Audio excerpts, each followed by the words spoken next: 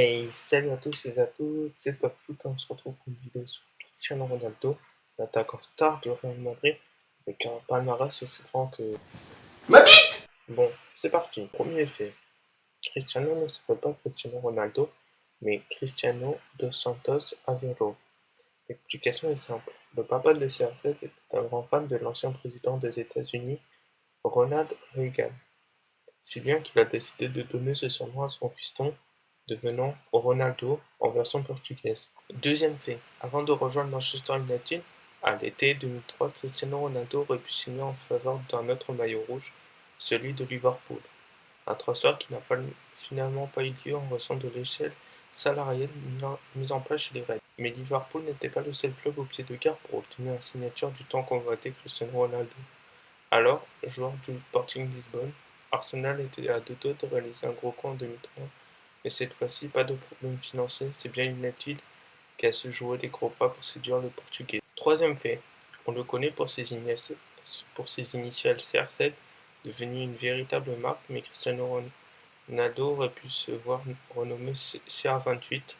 Ronaldo voulait éviter la pression que représentait le légendaire numéro 7 de Manchester, porté par George Best, Eric Cantona ou encore David Beckham. Sûr de sa nouvelle recrue, c'est Sir Alex Ferguson himself qui a incité le Lusitanian à accepter le numéro 7 qui lui était attribué, afin de l'obliger à travailler durement pour faire honneur à ce chiffre symbolique.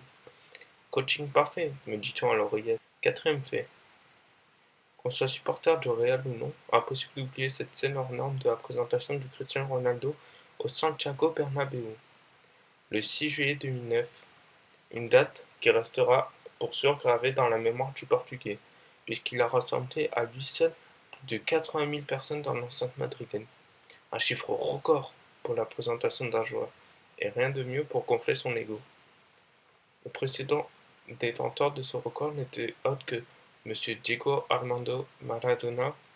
L'Argentin avait été accueilli par près de 75 000 supporters du Napoli en 1984. Cinquième fait, sa mère dévoile qu'à 15 ans, Ronaldo souffrait de problèmes cardiaques, il a donc dû être opéré du cœur. Sa mère a dit en interview, son cœur battait trop vite alors qu'il ne courait pas. Le staff du Sporting Lisbonne m'a alerté, je suis allé au Portugal pour signer des papiers et autoriser le club à l'hospitaliser, avant que l'on sache exactement ce qu'il avait. J'étais inquiète, car il y avait une possibilité qu'il ne joue plus au football, poursuit Dolores. Sa mère, mais le traitement s'est bien passé et après quelques jours il est retourné à l'entraînement. Son opération a donc été faite au laser. Donc voilà, la vidéo est terminée. Donc si ça t'a plu, lâche le petit pouce bleu et, et abonne-toi, ça me ferait super plaisir. Allez, ciao!